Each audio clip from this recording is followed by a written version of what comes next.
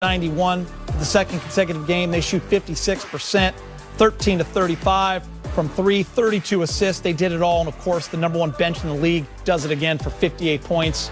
18 and 9 for LeBron, just 26 minutes. He's speaking with Mike in the media. Hey, LeBron, I don't want to encroach on McMenamin's turf here by asking about the wines and ankle ratio and all that, but I will. Anyway, how's it feeling? And clearly look fine, but what's the status?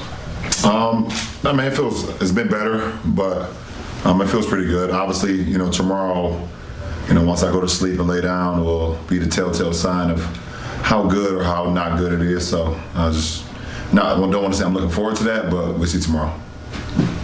I just wanted to ask you about playing with Marc Gasol, somebody with that hoops IQ and the way that he passes. He made some comments after the game about kind of the way that you see the game, like so few do. When you have two guys at the same time, like a little bit like you and Rondo last year maybe, what does that do and what have you learned about him early so far? There's certain guys that just see plays before they happen and able to do it with their mind, do it with the pass, and Marc is one of those guys. Just his basketball IQ. Like he said, there's not many that kind of see the game like that. So, I've been privileged to, back-to-back years to be alongside Doe and now be alongside Marc, who sees the game very similar to the way I see it. Okay, David McMenamin.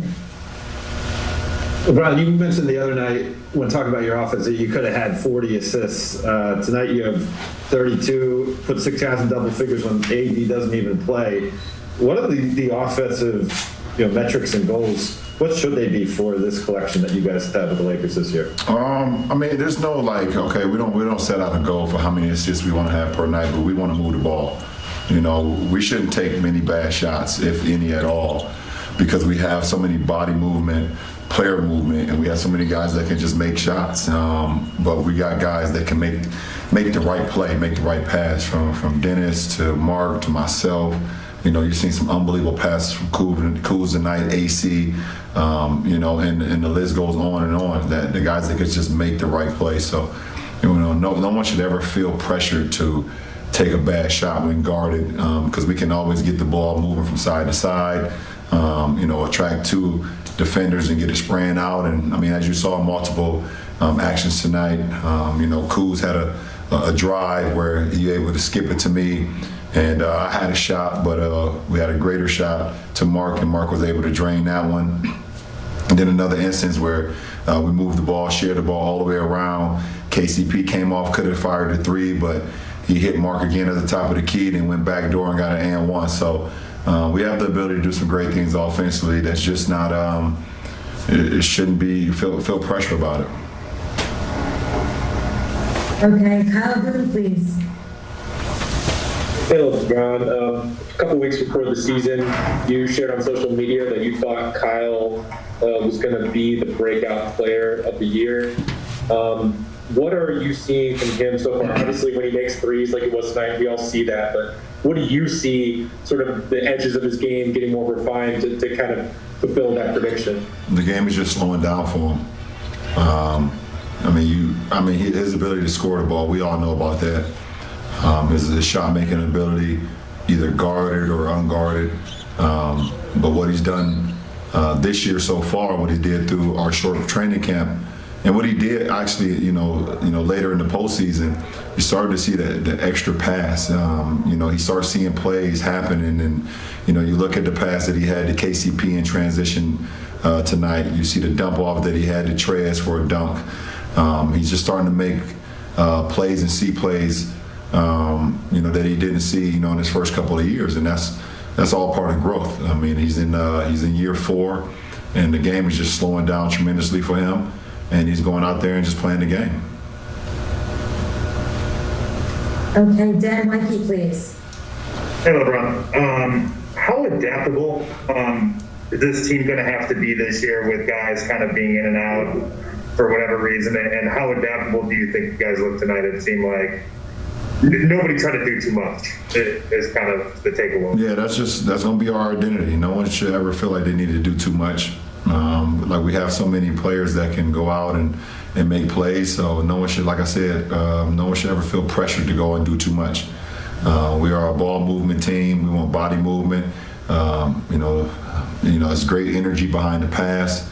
And then when you have that movement, everyone feels comfortable. Everyone feels like they're part of it. So we want to continue that throughout the whole season. And no matter who's in the lineup, no matter who's out of the lineup, we still want to play Laker basketball. Okay, we'll just take a couple more questions. Jovan Buchla, please. Hey, LeBron. Heading into the game, Frank had said that defense had been a point of emphasis after the first 2 games. You guys had a season-high 14 blocks tonight. I'm curious what you thought of the performance, especially the rim protection. We just took it to heart. We want to be one of the best defensive teams in the league, if not the best, and we took that to heart. After our first 2 games of the season, we wanted to get our percentages down. I thought we played swarming defense tonight against a team that can score. No matter who's out there for them, they have guys that can score. So, we took that to heart. What coach and coaching staff wanted us to go out and do, and I think we executed that. Okay, Kari Jones, please. What's going on, LeBron? What's going on? What does wins like this do for the team? Like, does it give you opportunity to kind of do different lineups to see what works? Because I know it's still early on in the season.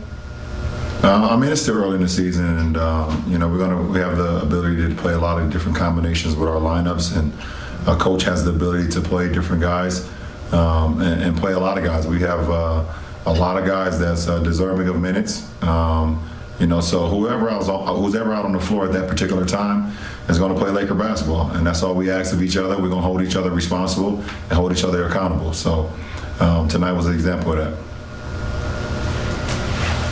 All right, thanks so much, LeBron. Appreciate it. Have a good night.